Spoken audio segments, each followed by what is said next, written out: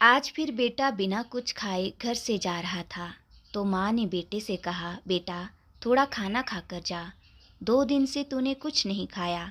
तो बेटे ने कहा, देखो मम्मी, मैंने मेरी 12वीं बोर्ड की परीक्षा के बाद सेकंड हैंड बाइक मांगी थी और पापा ने प्रॉमिस किया था कि ज़रूर लेकर देंगे।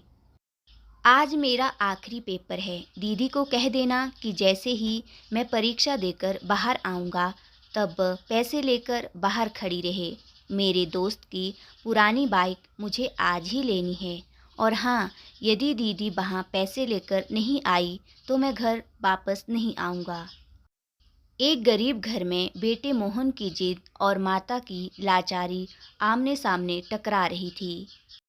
माँ ने कहा, बेटा तेरे पापा तुझे बाइक लेकर देने ही वाले थे, लेकिन पिछले महीने एक्सीडेंट। इससे पहले कि माँ अपनी बात पूरी कर पाती उससे पहले मोहन बोला, मैं कुछ नहीं जानता, मुझे तो बाइक चाहिए ही चाहिए। ऐसा बोलकर मोहन अपनी मम्मी को गरीबी और लाचारी की मझधारा में छोड़कर घर से बाहर निकल गया। 12वीं बोर्ड की परीक्षा के बाद भागवत सर एक अनोखी परीक्षा का आयोजन करते थे। हालांकि भागवत सर का विषय गणित था, किंतु विद्यार्थियों को जीवन का गणित भी समझाते थे। उनके सभी विद्यार्थी ये परीक्षा जरूर देने आते थे। इस साल परीक्षा का विषय था मेरी पारिवारिक भूमिका। मोहन परीक्षा कक्षा में आकर बैठ गया। उसने मन में गांठ बांध ली थी कि यदि मुझे बाइक नहीं लेकर देंगे तो मैं घर नहीं जाऊंगा।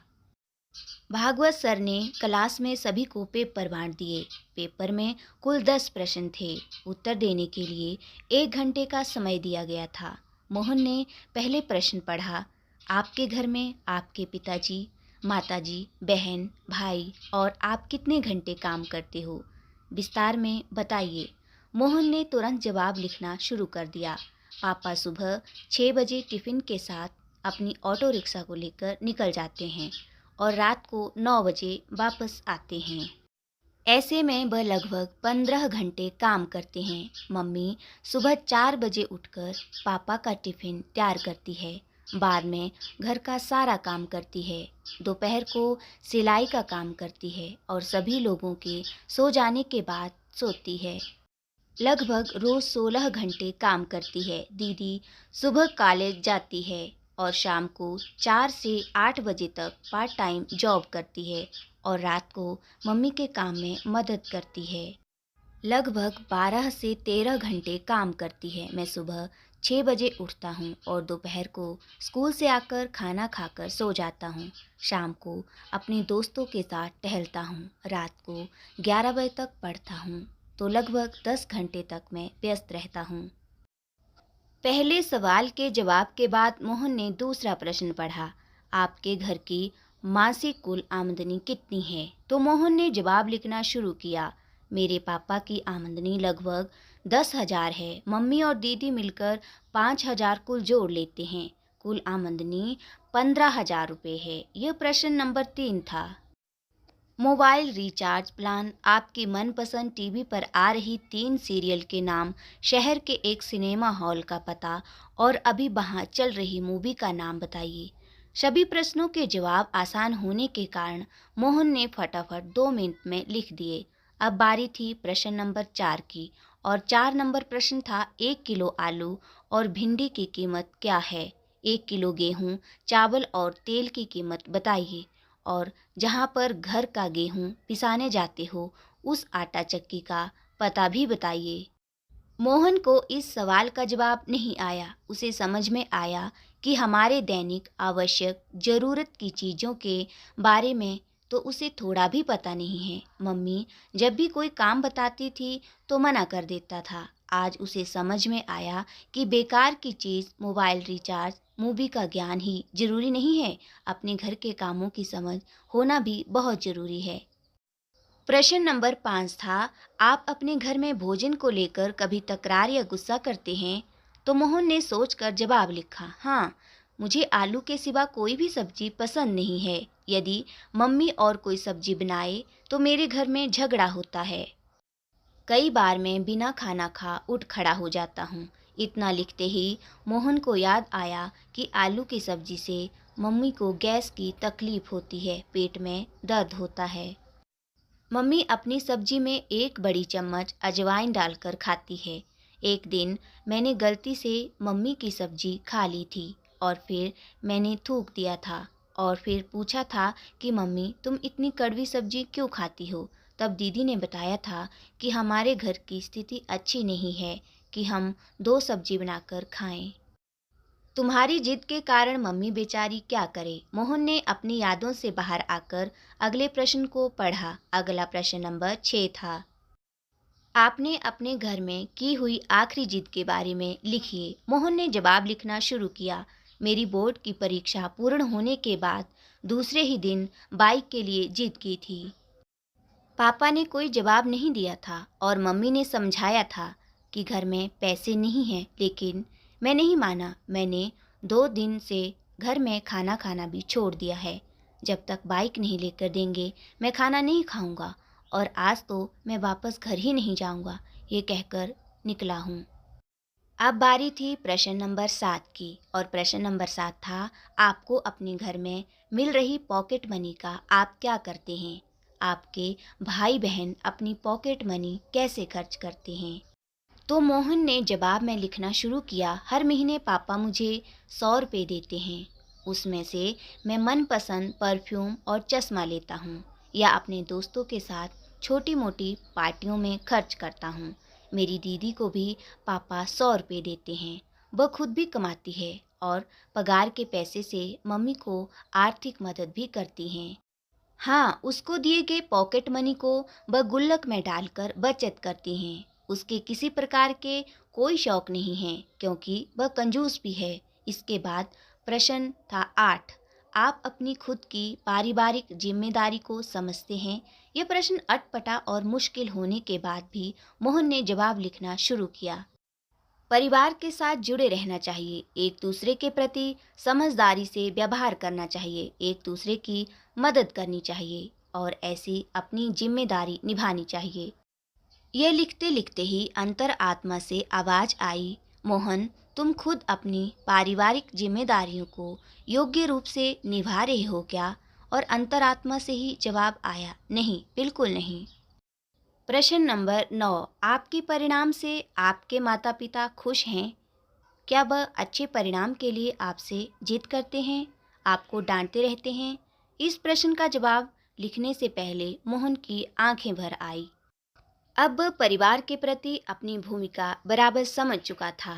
उसने लिखने की शुरुआत की। वैसे तो मैं कभी भी मेरे माता पिता को आज तक संतोषजनक परिणाम नहीं दे पाया हूँ, लेकिन इसके लिए उन्होंने कभी भी जिद नहीं की। मैं बहुत बार अच्छे रिजल्ट के प्रॉमिस तोड़े हैं, फिर भी हल्की सी डांट के बाद वही प्रेम बना रहता है। इसके बाद आखिरी प्रश्न था प्रश्न नंबर 10। पारिवारिक जीवन में असरकारक भूमिका निभाने के लिए इन छुट्टियों में आप कैसे अपने परिवार की मदद करेंगे? जवाब में मोहन की कलम चले, इससे पहले उसकी आंखों से आंसू बहने लगे। जवाब लिखने से पहले ही कलम रुक गई। बेंच के नीचे मुंह रखकर रोने लगा। फिर से कलम उठाई, तब भी वह कुछ ना लिख पाया। 10वें प्रश्न का जवाब दिए बगैर उसने पेपर सबमिट कर दिया और बाहर आ गया। स्कूल के दरवाजे पर दीदी को देखकर मोहन उसकी ओर दौड़ पड़ा। जैसे ही दीदी के पास पहुंचा, दीदी ने कहा, भाई ये ले 8,000, मम्मी ने कहा है कि बाइक लेकर ही आना। दीदी ने मोहन को पैसे पकड़ा दिए। मोहन ने पूछा, कहाँ से लाई हो पैसे? तब दीदी ने बताया, मैंने मेरे ऑफिस से 1 महीने की सैलरी एडवांस मांग ली। मम्मी भी जहाँ काम करती है वहीं से उधार ले लिया और मेरी पॉकेट मनी की बचत से निकाल लिए। ऐसा करके तुम्हारी बाइक के पैसे की व्यवस्था हो गई है। मोहन की दृष्टि पैसों पर स्थिर हो गई थी। दीदी फिर बोली, भाई मम्मी को बोलकर निकले थे कि पैसे नहीं दोगे तो मैं घर पर नहीं आऊँगा। अब तुझे समझना चाहिए कि तुम्हारी भी घर के प्रति जिम्मेदारी है। मुझे भी बहुत शौक है, लेकिन मैं अपने शौक के बजाय अपने परिवार को ज़्यादा महत्व देती हूँ।